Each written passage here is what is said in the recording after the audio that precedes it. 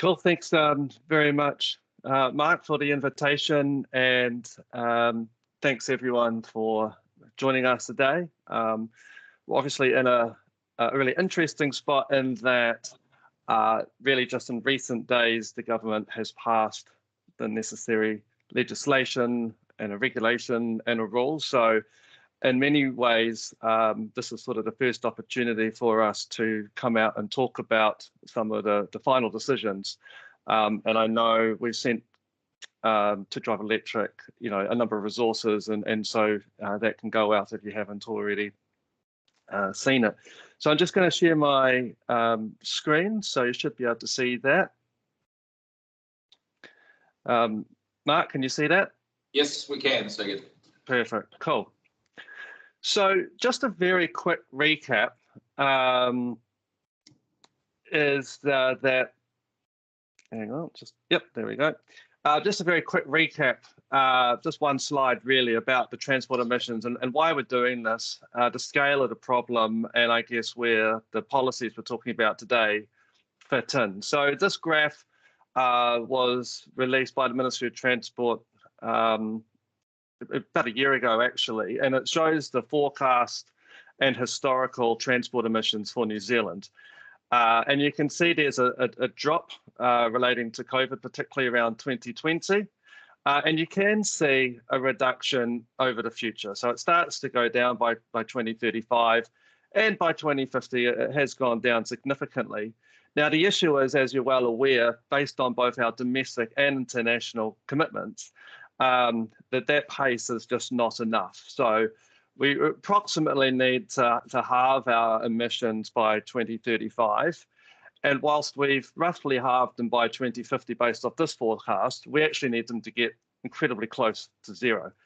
And so the government's emission reduction plan will set out a number of transport-related targets. It will set out a number of transport-related actions. And we'll also set out targets and actions in other sectors, energy, agriculture, and so forth. And that's something that I know a number of you have contributed to in terms of consultations over recent months. And the government is set to release its final plan in the middle of this year.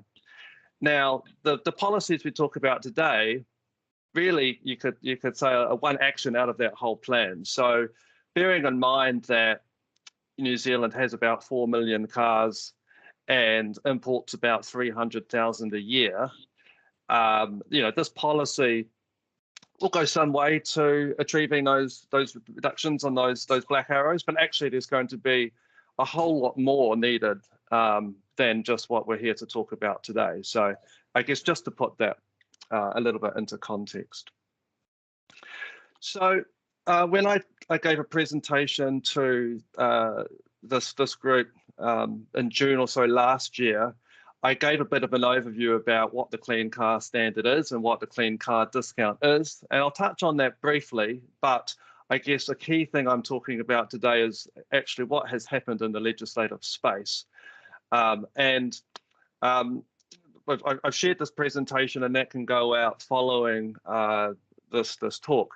So there's a whole lot of links in this slide that will take you to the source of both primary and secondary legislation. And we've shared a lot of that with industry already over the last 48 hours. But I'd like just to take this time just to talk it through a little bit. So there's two key planks. You've got the standard, which affects supply, and you've got the discount that affects demand. And so on the supply side, we now do have targets and charges in primary legislation. We set targets now for 2023 out to 2027, and that obligation acts on suppliers. So if you import vehicles into New Zealand from 2023 to 2027, you'll now be subject to average CO2 expectations. And I'll show a graph later on, but essentially those CO2 levels, those targets catch up with leading markets by 2026. And so those key details, particularly around the target levels and the charges levels, are now enacted. And so that top link, or link number one on that slide, shows that. Just a small digression. So as part of that primary legislation change, there's also been some decisions around the way that tax, particularly for charges and fees, which we'll get to in a minute, for the consumer side of things, is calculated. And so IAD have just published some information about, how do you deal with, as a buyer of vehicles, FBT, depreciation, rebates, charges, those types of things. So we'll get into that, but just to publish that for a minute. Now, some of the details of a CO2 standard have been circulated earlier last year in principle, but they will be enacted through regulations, which are still being developed. And so examples of what will still be developed through that are weight adjustment dimensions. So, for example, a low weight vehicle will get a stricter CO2 target than a heavier vehicle, and the exclusions, such as which vehicles are not subject to the standard at all. The bill that was enacted a week or so ago also gives provision for a ZEV sales mandate. There are no numbers or targets for that, but what it does allow is for a regulation to be passed in the future should the Minister and Cabinet wish. The legislation also incorporated a change later on in its development following Select Committee late last year, that a review of the targets must occur in 2024. And so that's now also legislated for, rather than simply a decision for Cabinet to take or not take. So there's some detail clearly if you go into the Amendment Act link on that screen, which you can look at later. And now I'd like to just talk about the clean car discount that influences demand.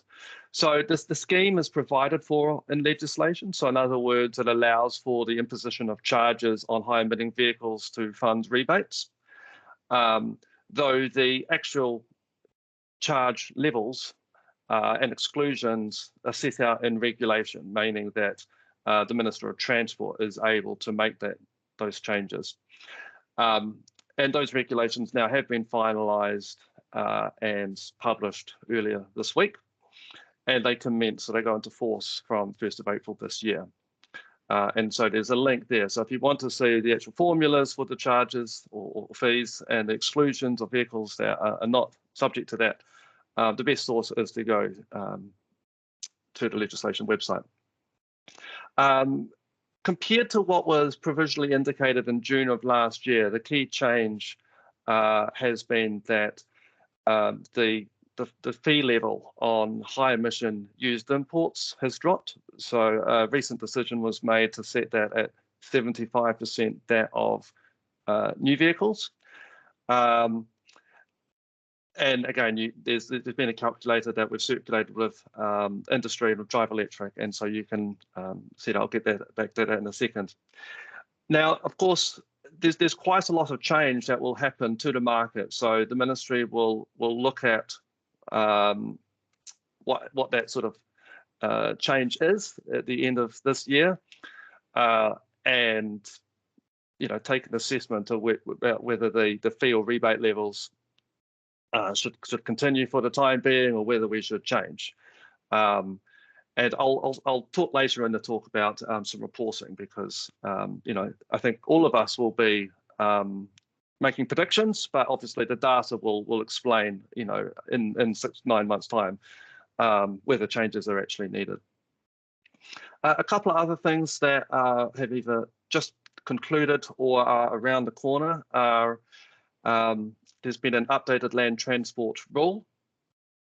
So that's the Vehicle Efficiency and Emissions Data 2022 rule.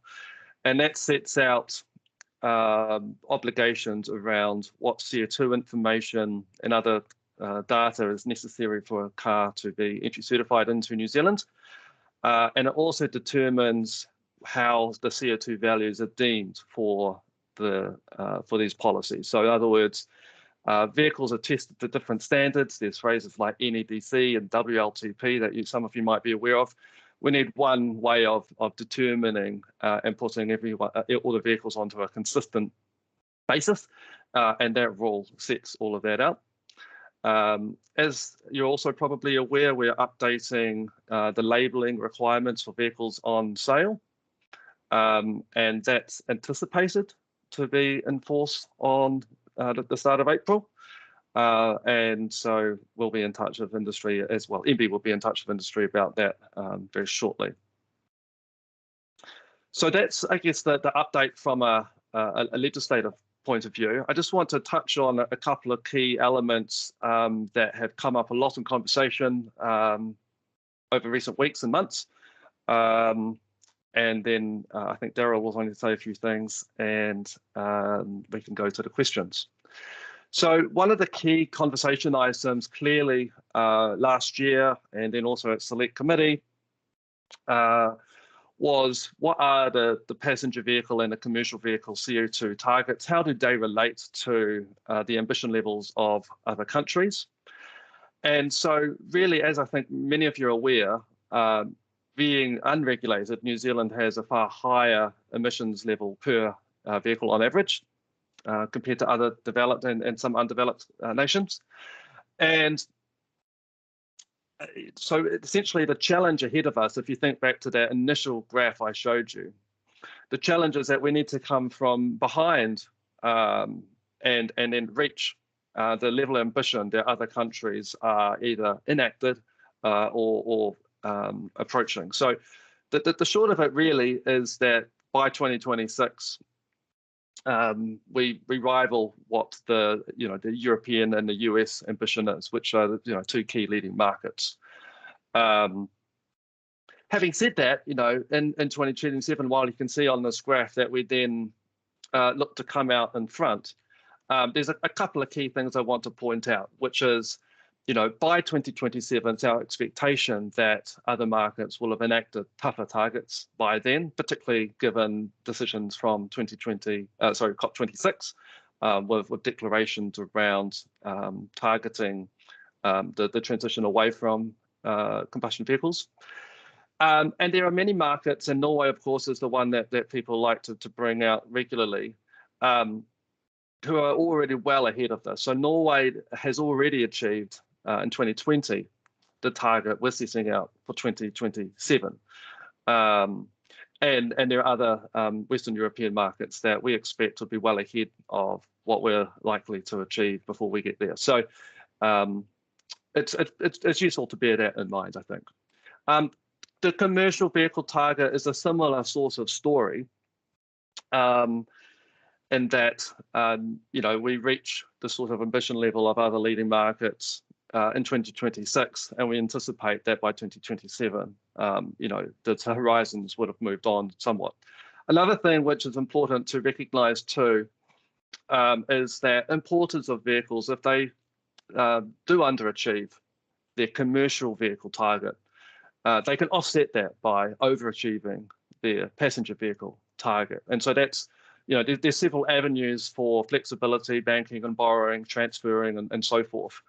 And so this is one example. And I mean, Mark, I know that you're probably in a position to detail this clearly to your members, but on a basically weekly basis, there are ongoing commitments made globally by manufacturers. There seems to be quite a flurry this week from the likes of Stellantis, Hyundai, Kia, just speaking over the last sort of 72 hours about really high ambition levels for the type of supply of electric vehicles, particularly in the later years of this decade. And I think we'll see a continuation and strengthening of that. So I think not only are we in New Zealand setting quite strong targets, as you can see on these slides, manufacturers at a global stage are making a huge number of commitments that are of a similar nature.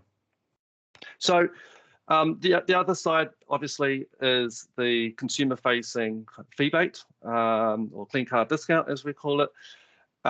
So it's the same principle that has been talked about since 2019, so nothing especially new there.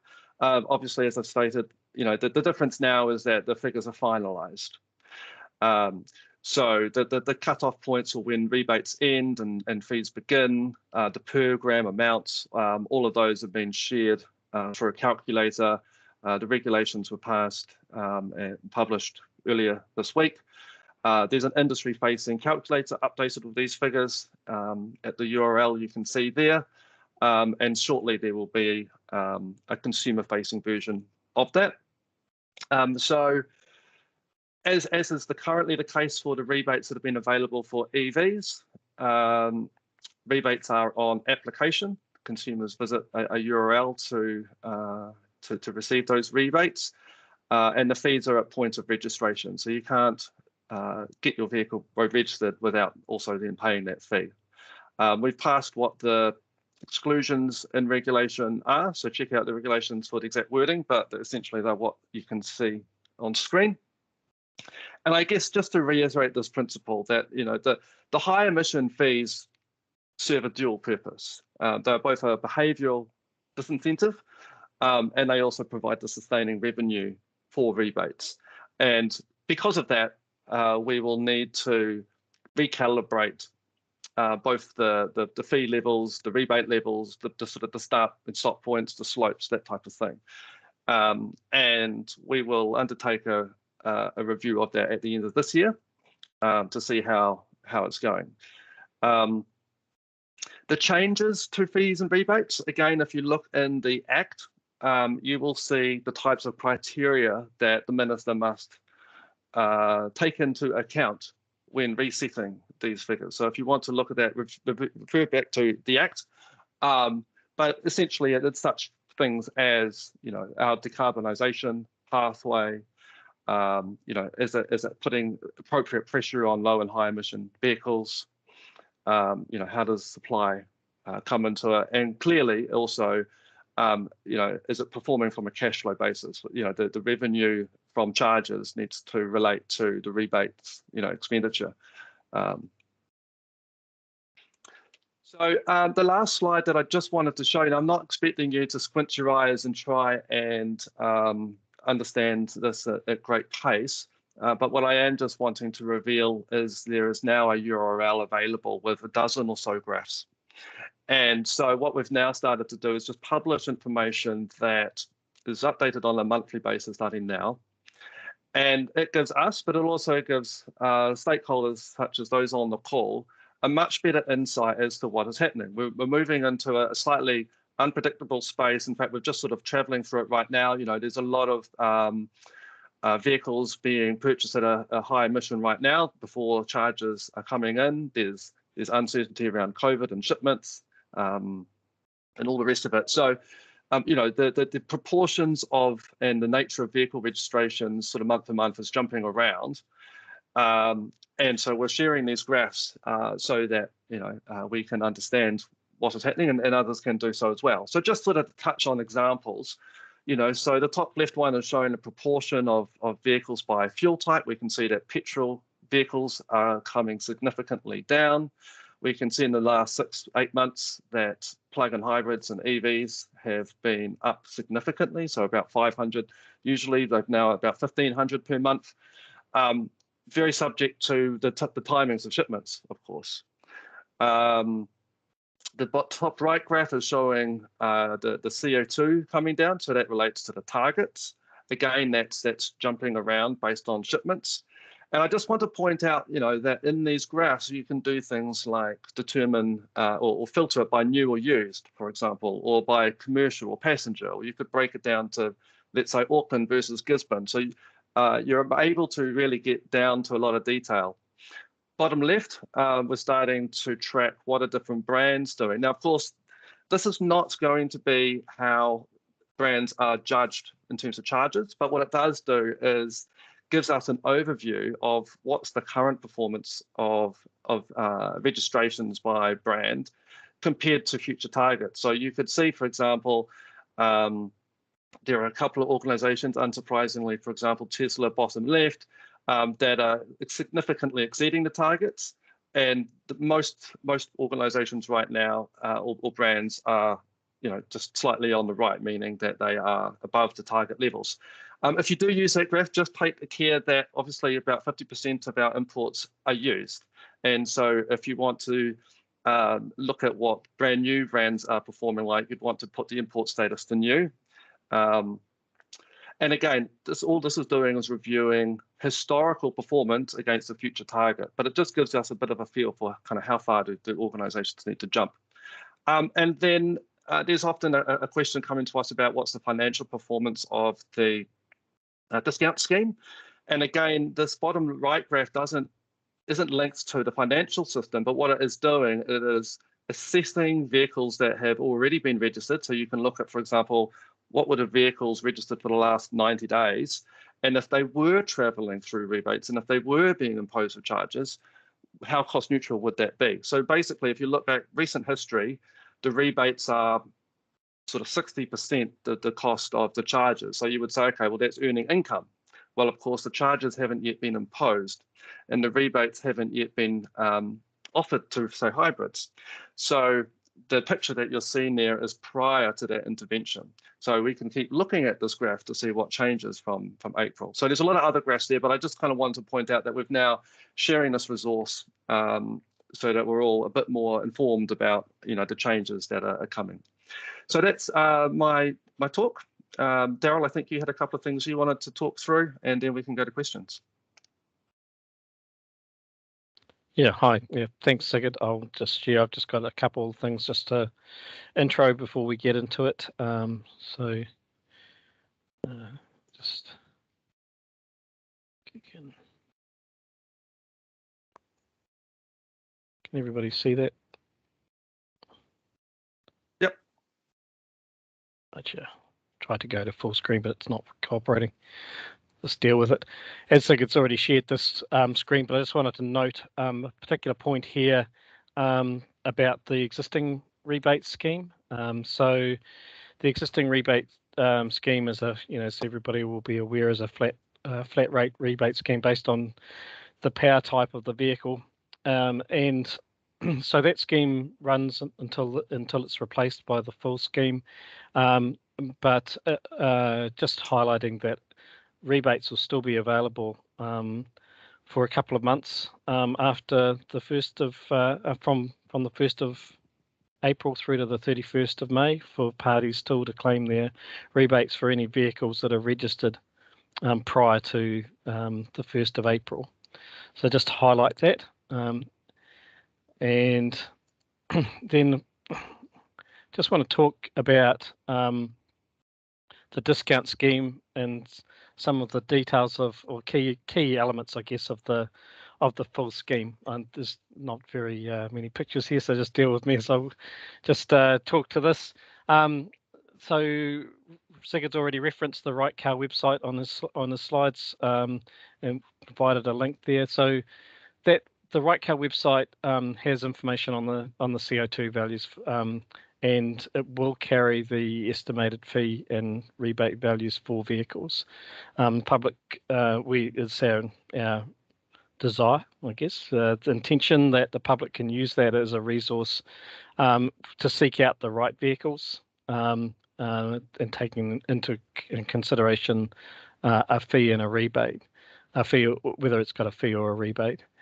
The Right Car website and MoT also have the resources, as Sigurd referred to, in terms of the calculator for fees and rebates, and that's useful for particularly for people sourcing vehicles to understand what the full impact of the scheme will have on the price. The Fuel Saver website, that's where dealers produce their label. Again, Sigurd provided the reference in his materials, so he's covered it well. Well done, Sigurd. So that label is changing from what you know today. So it's going to have more of a focus on the emissions detail. It's going to be I guess it's swapping from just being about fuel efficiency to having an increased focus around the data, the fuel CO2 emissions values, and of course it's going to carry the estimated values for the fee or rebate applicable to that vehicle. The emission value itself is applied during the entry certification process. If there's no value supplied by the manufacturer, then Waka Kotahi will provide a value. The details, as again Sigurd alluded to and talked to in his introduction, is contained within that new rule, and there's Sigurd's slides has the reference to where you can go and see the details about the rule. SIN and other pricing advertising requires that the fee, if there's a fee applicable, that it is disclosed. We get a lot of questions about this. It's not our legislation, so we're unable to comment on it in great detail. We've talked to MB about this, and they've provided us reference, and we'll be putting that in our information in terms of the references that they provide in terms of information. But there's very much, I think, it's still not absolutely prescriptive. If people are looking for details to say exactly, how that information's to be displayed, MB are not providing that. They provide guidance and advice, information on how that should be displayed. And then they have some references as well, and we'll put those references into our material as well. When a vehicle is purchased, in most cases, dealers are expected that they will be collecting the fee as part of the vehicle purchase costs.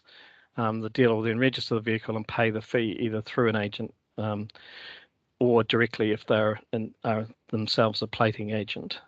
So we know that in most cases that's how the process of the registration process works, and the fee collection is basically incorporated into that registration activity.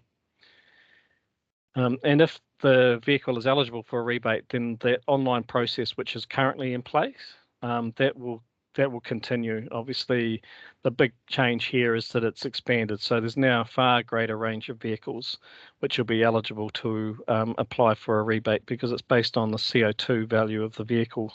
So we've now got a large range of vehicles which will be eligible for rebates. So once that vehicle is registered, then they can then apply for that rebate through the online process that we have in place today. So that's I guess a brief snapshot of the key elements of how the scheme's going to work. And final slide, just briefly covering off. So this month we've got lots of industry updates. As I mentioned, we've been somewhat we've been constrained in terms of the fact until the detail gets finally approved, we unable to go and publish information about all of the finer details, because we needed to know exactly what those details were going to be. But now that we have that, we're now proceeding to publish or get those materials ready and have them available out into the market. So we'll be sending out emails throughout the month to the industry. Right Car later this month, once we have all of our details signed out by a director, we'll be updating the Right Car website to the public facing side that will reveal all of those fee and rebate information, and we'll be commencing advertising campaigns which in various forms of media to start spreading the good news about the scheme policy. And then in April, obviously we go live on the 1st of April. So any vehicles registered from the 1st of April onwards are then subject to the sliding scale of the scheme. And we've talked about what those fees and rebates mean, and just a note on labels and no, it's covered off in the questions later on as well. But so the labels are going to be updated. We don't have an exact date yet. That legislation is yet to be final in terms of setting the dates for when that can be released. We're I guess expecting that it'll be in line with the launch of the scheme, but we can't confirm that until it's gone through the appropriate legislative approvals process. So that's all I wanted to say in terms of sort of kicking us off. And so I guess I'll hand back. Yep. Yeah, got you. Yeah, thanks, Darryl, and thanks, Sigurd. I think very helpful presentations. I've noted that Hannah has already sent, I think, to all participants Sigurd's slides. And Darryl, I'm not sure whether Hannah has received your ones, but could I encourage you to email them to Hannah, and then she can circulate your slides to everybody as well. But I think that was extremely helpful, so thank you. Dean's going to look after the Q&A session. Obviously, we have already signalled to our guests, Darryl and Sigurd, the questions that have been forwarded to us. So I'll leave you in Dean's hands for this. Thank you. Cool. Thanks, Mark. Sigurd, if you have the list of the Q&A there that we've supplied from the members, would you like to start at the top and go through, and then I'll collate any additional ones? Because I think they'll be quite useful to the entire audience. So if you've got them there in front of you, would you like to reel them off, and then we can add any as we go? Yeah, I'm happy to. And I think, I mean, at a broad level, there will be, you know, if it's broad policy, then I'll I guess provide the answer, and then if it's a bit more implementation detail, then that's definitely in Darryl's court. So I guess, Darryl, the first one was around the sunroof question about extras on vehicles. Do you want to cover that? Yeah, thanks, Sigurd. And you know, just noting, I think there is I don't know, a fair amount that are in my camp in these questions. So I'll probably just keep going until somebody stops me or hand over to Sigurd. So yeah, the first one question around what's included within the pricing. So the eligibility criteria here isn't changing with the expanded scheme. So anything that's listed as part of the price does need to be under the 80K. So if it's listed with the sunroof, then that would need to be under the price. And I won't comment further on that, because I know there's various things that people may do to potentially, you know, make sure that they fit within that cap. The next question about the custom fleet, talking about the EV rebates, are they going to continue at the same price? And asking about the dollars. So Sigurd's already referenced and provided the information about where to find all of that pricing information within his presentation. So answering the question specifically about the EV and PHEVs, the rebates values are staying the same for EVs. The PHEVs, if they'll remain the same as long as the grams, the CO2 value is less than 57 grams. You'll be able to see that in the calculator. So if a PHEV's got a CO2 value less than 57 grams, then the rebate value stays the same, and after that, then it enters the sliding scale of CO2. The next question relates to information on updates for the industry. So in the past we have issued fact sheets to dealers and also to the leasing industry, and our intention is that we'll be updating those fact sheets, and we'll be doing that later on this month. In terms of the and actually, I'll just take the opportunity now to, if people have got specific pieces of information that they think will be useful to include on those fact sheets that aren't referenced today, please feel free to get in touch with me and make those suggestions, and we'd be happy to look at those. Our intention is that those are useful to you. In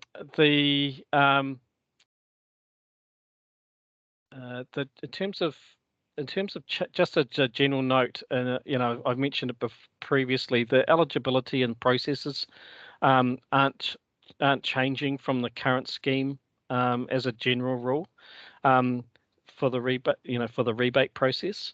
For the fee, as referenced previously, the fee is due with the registration, so it's paid as part of the MR2A registration process.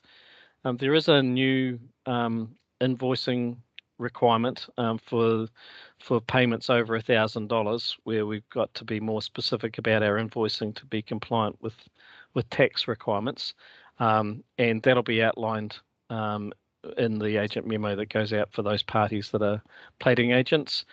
For others, there'll be a standard form to be provided to the KSDP and to the agent that you're dealing with, and then that night invoices will be emailed out. So the next question is around funding of the scheme, and I'll hand back to Sigurd. Yeah, so the question is, the program's intended to be self-funding, so how often will the levels of rebates and fees be reviewed, and how much notice? So I touched on this briefly, but essentially, if we look at international best practice, you look at places like France, for example, that have had this sort of scheme for over a decade. They've updated these values every 1 to 2 years. We'll take our first review at the end of this year, which is sort of the first opportunity we have to see how the changes have gone. And there's no prescriptive amount of notice.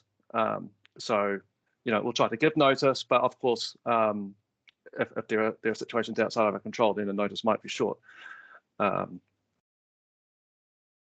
I guess that's it. Okay, next question was around source of truth for the emission value and a query process or a correction process. So as I alluded to earlier, the emission value is assigned during the entry certification process for a vehicle. If that information is not sourced from the manufacturer, then we refer to the rules that have been laid down in terms of how that value is going to be determined. From there, if that value is going to be queried, we'll have a process in place where that will be channeled through to a department within Waka Kotahi to consider that, and there'll be some there's likely to be some criteria or some documentation that's required to support any queries or claims that it's incorrect. The next question was around simplifying the process for claiming credits or fees on company cars. So I've outlined what those processes are. They're the same. They are the same and will continue. We do acknowledge that or have acknowledged that there is some complexity in there with regard to company, the use of the rebate scheme for companies, and we are obligating to do a review of that, but not before 1 April. So it will be done further down the track, and we will look to perform a review, and I guess with a view of simplifying some of those rules where possible. And we will be taking feedback on that as well. The next question was on, I think for you, I get around. Oh, so if I just, sorry, I might have jumped out of lines. Oh, sorry, I think I jumped a question out of order. Apologies. Next question was around eligibility.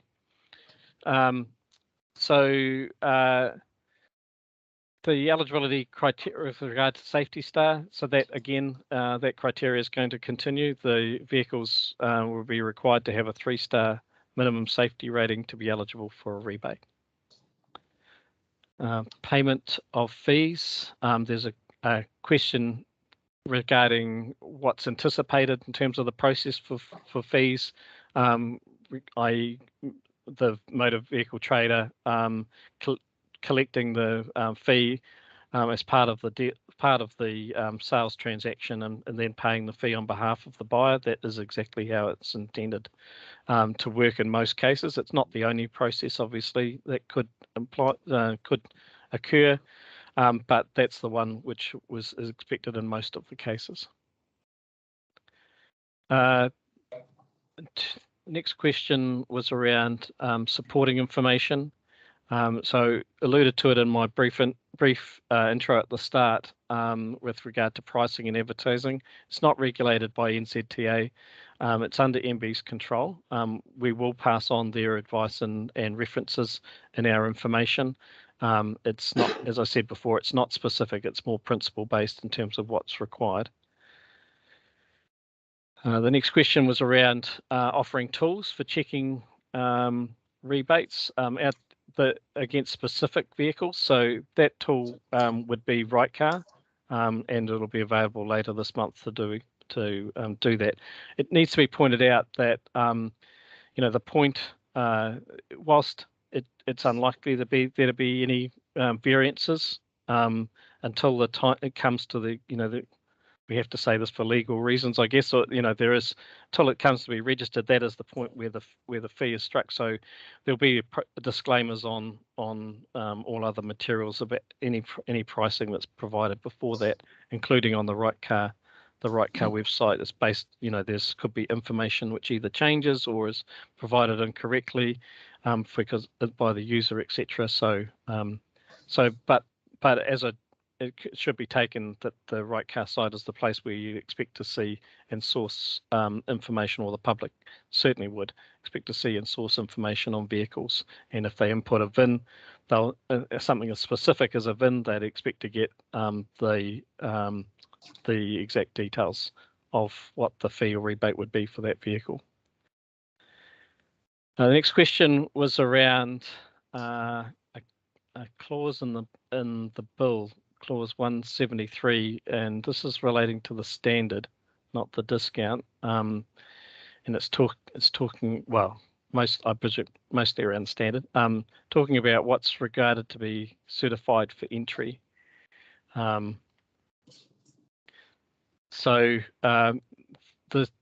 I think it's just, so certification, are you happy for, I presume you're still happy for me to take this? Yes. Certified for entry for clean car vehicles means the completion of the entry certification, and there's some rules if you read through into the legislation. There's references to terms of imported and what does imported mean, and it's basically the translation in here comes back to the entry certification process. So during the entry certification process, that's where effectively a vehicle will be deemed to be imported, and for the purposes of the Clean Car Standard, in terms of the assignment of any Clean Car Standard fees or credits that apply during that process. It's Jared from European Motors here. That was my question. So just to clarify that, I was actually coming more from the clean car discount perspective. All right. Towards the end of March, you're going to have a number of vehicles very close to arriving in New Zealand. And what we're looking for is clarity around when exactly could a vehicle be registered. Okay. Yep. Where it physically is in the importation process. Obviously, It may be sitting on the wharf, just getting off the boat. Can that vehicle be registered on, the 31st of March or not? So the vehicle needs to be in New Zealand, but if you want to go to the mechanics of it, and if I don't know if you're familiar, Jared, there's a flag in our motor vehicle register system for ready for registration. That flag needs to be, which signifies the end of the certification process, and so that flag would need to be set on to allow the registration to occur. So what triggers that flag? Is it customs being paid, or? So it's different for new and used. I'm thinking from new car perspective. So for for new cars, for new cars it should be the it should and it will in future be the PDI process. But right now that process is there's as long as that vehicle is in the country, and you've previously had the SOC approved, then that vehicle will be able to be registered. So in the country means off the boat. Just yeah, we get lots of questions from dealers, and I know basically every manufacturer in the country will be. Okay, I will take my first card to come back and provide some additional clarification with my policy people about that, just so that I don't say the wrong thing. There has been some recent work in the space in the recent times, and I just want to make sure that I don't put myself offside with them. So I'll come back to you in this group, Jared, with a precise answer on that. No problem, thank you. I know that MIA is also trying to get clarity, so probably via the MIA to all members would be helpful, and everyone's got the same information. Thank you. Right. Yeah, I mean there are certain mechanics that we have to have in place. You know, we need the VIN, etc., for the registration. So there's certain compulsory things which need to be in place. But yes, I'll come back to you and clarify on the policy. Just 10 minutes remaining, guys. So let's get a bit of pace on if we can. Okay. Sorry, no. So next question was around. It's just about where the accurate information is. So we've referred to that, which is in right car. The label. So we've talked about that as well. It's from the label generated from Fuel Saver. It's, I guess, can't be confirmed. Hopefully, will be all passed and ready to go for the 1st of April. But it does mean that there could be some, it's fairly late in the piece, I guess, to say, around those labels being ready to go and on cars for the 1st of April, if that's the date. In terms of other supporting information, yeah, we've got those coming later in the month. Sorry, just trying to pay. Next question is about the rebate claiming process. Talked about that. It's going to stay the same for the time being, but we are looking to review it. The question for you, so I got a couple here for you about review periods. We've covered reviewed periods already. All right, and the longevity of the program. So it's enacted, so it'll continue until it's not. So I guess there's a role for this program while we still import petrol and diesel vehicles. Okay. So fee does a fee have to be paid prior to registration of the vehicle? It's simultaneous. It's at the same time. Is the answer to that question. Are fees paid by the dealer and on charge to the customer? Are paid as part of the registration. So that process, as we've talked about it previously in terms of how it's likely to work. There was a pretty good description from one of the members earlier, I think. And so the next question was turnaround time for payments. So currently rebates are processed within 3 to 5 days, which is pretty good, pretty quick. We've got an expanded team in place ready to go for the 1st of April. There's no specific SLA, but we endeavour to turn those applications around as soon as possible. Will the rebate be showcased online so they know exact value? So we've talked about that. That's there's several sources. There's Right Car. There's online APIs available for parties that choose to go that way and draw the information to publish those online. And there's the label, formerly the VFEL label, now the EEE label. So a number of sources. How does the fee need to be shown within purchase documents? We've talked about that under MB Ledge. Are businesses, customers eligible for a GST refund? It's not for us to provide specific advice on. Again, that's for IRD and Zigid. Did you include the reference, IRD reference on that, Zigid, in your presentation? I can't recall. If not, we can provide that later. Rebates as per today. How will CCD handle when a car is being financed? So for rebates, they're processed as they are today. For fees, it's payable on registration, and just so Waka Kotahi it doesn't matter to Waka Kotahi who pays that fee. So it's quite a bit more, I guess, flexibility in terms of processing, how that's to be worked out. The fee does need to be paid at registration. The process and timing of when that happens is really up to the businesses to work out how they want that to work for them. Eligibility is staying the same. Marketing, no, I've just got to refer to early comments about that. So I'm just trying to race through here. Yeah, so there's quite a few more questions about that marketing information. So we'll have some advice from B referring to MB, but it is principle based. Where's the best source of information for importers and dealer network?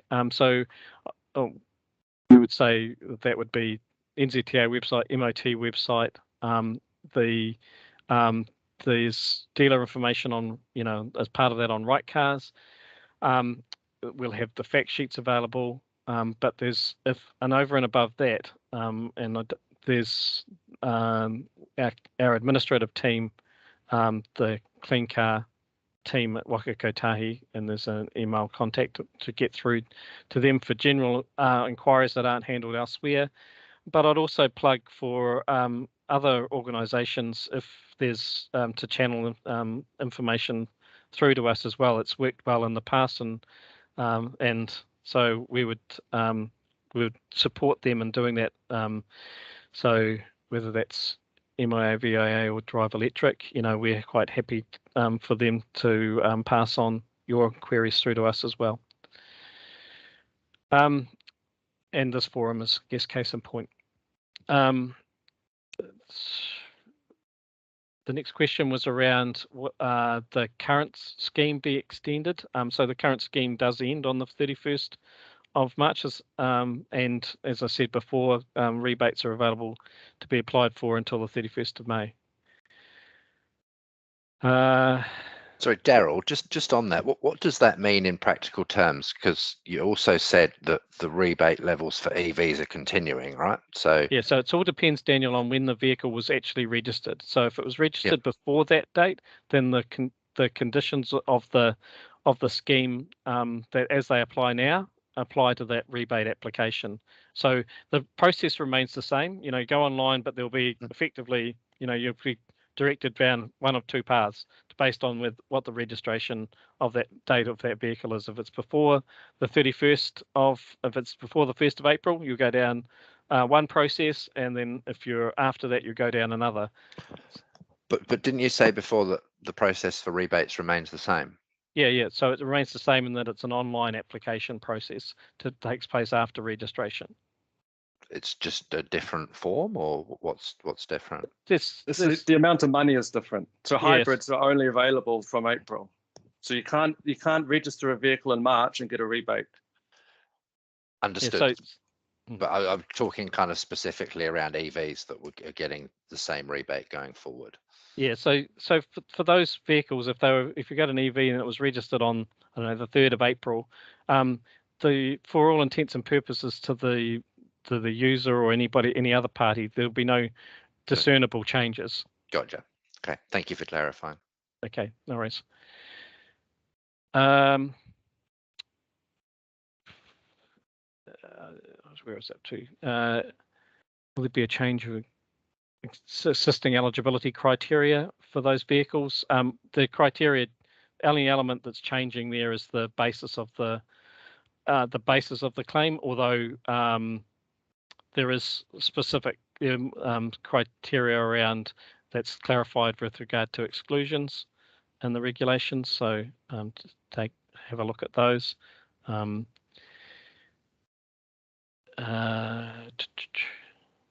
Marketing, education, covered those things off.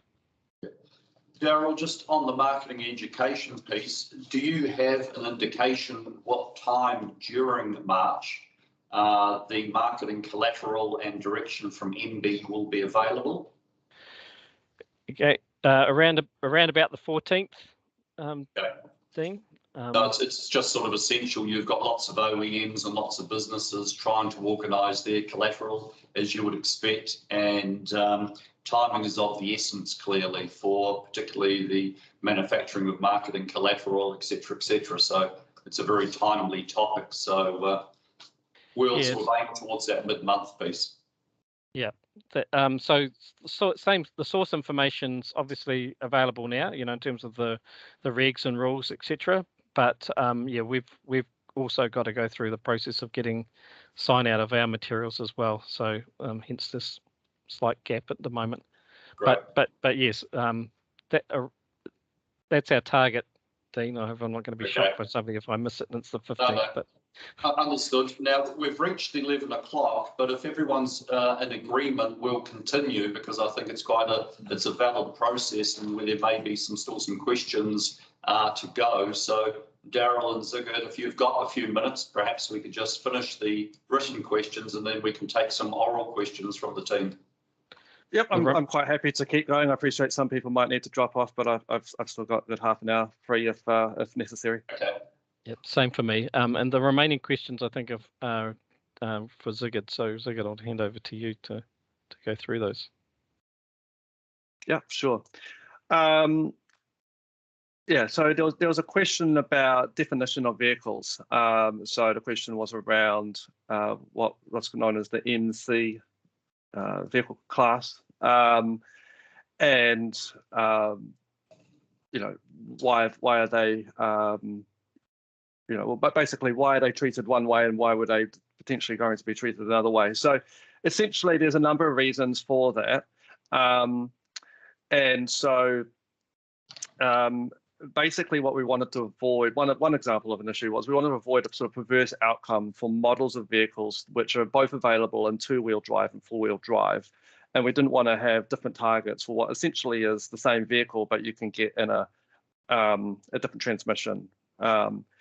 And I mean that's not the only element, but I guess more broadly, and I can put a link up in a moment, there's commentary around these matters in some of the documentation published to the legislation website. So these are matters that the Select Committee decided and then reported back to the House, and that we advised, Ministry of Transport advised Select Committee on as well. A question around when will we get to the detail and publish the average weights for the standard. We don't have a fixed date. I guess you can see that we're moving as quickly as we can. And as I've already told via an MIA, for now, refer to the figures that are supplied late last year. They're based off the 2019 and 2020 year vehicle parameters. We've talked about how long the rebate rates will be and when that review will occur. And I guess I just loop back to those graphs that I showed during the presentation. If you continue and if an industry continues to look at those sorts of graphs, you'll be in a similar position to the government as to understand what changes are occurring in the volumes of low and high emitting vehicles, how sustainable is the policy from a financial point of view, how well is it going in terms of reducing CO2, and that will equip you to have insight into whether we would just prevail with the existing settings or whether there would be some sort of rationale for adjusting them. We've still got, we've used about something like 60 odd million out of the $300 million for the cash reserves for the fund. So there's plenty of cash flow there. But ultimately from April, we're wanting that revenue to balance the expenditure, and for that that cash flow issue really just to be used when you've got substantial timing differences between large shipments of EVs and large shipments of high emitting vehicles being registered. A question about what is the rationale for the strong 2026 and 2027 targets. I guess that goes back to that initial slide that I shared, right? So we've got domestic and international climate change commitments. Despite the strength of those CO2 targets for 2026 and 2027, they absolutely do not get us to where we need overall transport emissions to reduce to. So actually, whilst they might seem strong, there will need to be significant other changes within the New Zealand transport system to get us to where we need to be over the coming years. So I guess I just put that in context there. So, and look, some of that will be completely unrelated to private motor vehicles. Some of that will be things like greater uptake of cycling and public transport and so forth. And there was a question about what modelling have we done on the impact of the schemes. So the ministry has been, I think, quite forthcoming and just publishing essentially all of the information that we've been putting forward to the minister and modelling and so on and so forth. So I'll put the link up in a moment, but there are, I haven't counted, but there will be probably thousands of pages of material there by now. And so we've been quite open with that material. So that's the end of the questions, Hannah, that you supplied us with. So I guess I see, Daryl, you got some questions in the chat, and then I guess we can just keep going verbally if people wish to. Great, thank you, Sigurd. Thank you, Daryl. Just a couple of questions. One here regarding the increase in the team count at NZTA. Clearly, you've got some big tasks ahead of you. The point here is response times are outside 10 working days. We think that's going to increase post-April. Have you got the capability and I guess capacity to deal with the volume of increase that may be coming your way? Thanks, Conrad. So I was talking when I quoted those numbers. That is our average processing time. So clearly, some are not all take that time frame. Some are almost instantaneous, and others have a few issues to deal with. We are significantly bolstering the team, and so yeah, we do believe that we've got the numbers. If that turns out not to be the case and those start slipping, then we will react with resourcing to ensure that we maintain a good service. Thank you. I think we answered Tanya's question there, but we were referring to both companies and leasing companies at that point. If not, Tanya, please yell out. Here's one around any time limit around claiming of rebates, either those under the current scheme for applicable vehicles registered prior to the 1st of April or applicable vehicles registered after this date. I think the answer to that is you mentioned an April and May grace period for vehicles registered prior to the 1st of April. I think that answers that question. Yeah, it's not so much even a grace; it's a necessary period for people who have registered late in that current period to be able to still claim their rebates. But there's no limit thereafter in terms of from the 1st of April. There's no as Sigurd mentioned earlier, there's no end date on the scheme, so that remains open. The only constraint has ever been regarding the funding of the scheme, and so as long as the sums have been correct and the fees and rebate values keep the scheme afloat, that will continue on. Great, thank you. There's nothing else in the chat there, but I'd just like to open it up to everyone who's left. We've got 30 or 40 people still here. With not wanting to create chaos, would you like to unmute yourself and ask any questions directly to Sigurd or to Daryl? Raise a hand. Or raise a hand, whichever.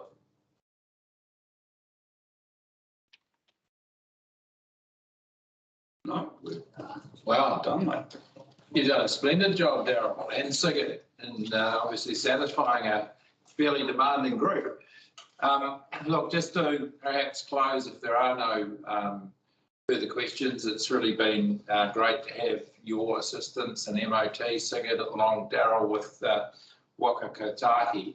I'll just finish in telling people that Drive Electric is in the process of revamping its website quite substantially to support the rollout on the 1st of April of the new clean car schemes. That's designed simply off the back of quite high, I guess, viewership and people visiting the site, wanting information on cars from one sort of source. Yes, there's Trade Mean, yes, there's Right Car, but an independent source can be Drive Electric. So for all the new car businesses, because that's where the focus is, we're seeking, obviously, your support to stay right up to date with having the latest model information on the site. So we will be, obviously, we've got a lot of the new car members have been online or are members of Drive Electric, but for those that are not, here's an opportunity to join, but we will have your information in there anyway. But there'll be, obviously, opportunities also for advertising, banner ads and things like that. So become a new source of sales, but I can't remember the exact figure of how many people visit. I know Hannah will have it off by heart, but very keen to engage with the industry to ensure that we are up to date all the time as a a reliable resource for people. So, and Matt, can I just say, sorry, for the members that are still online, I don't want to give you webinar fatigue, but next week I will be sending out another invitation to take members through a preview of the new website and identify the opportunities that are there for you. So you'll see something else from me on Monday. And it would be wonderful to have you along to show you this really exciting new resource for the industry. Wonderful, thanks, Hannah. So no further questions. Appreciate everybody participating. Quality of the questions was great. The quality of the answers was even better. So thanks, guys. Appreciate it. Thanks very You're much, welcome. Darryl. Thank you, Sigurd. Very Thank welcome, you, and Sigurd. very happy to take follow-up questions. I'm sure there'll be more questions as we, go forward over the coming year. Great, awesome. Thank you, everyone. Thanks. Thank you. Thank you. There we go. Oh, no.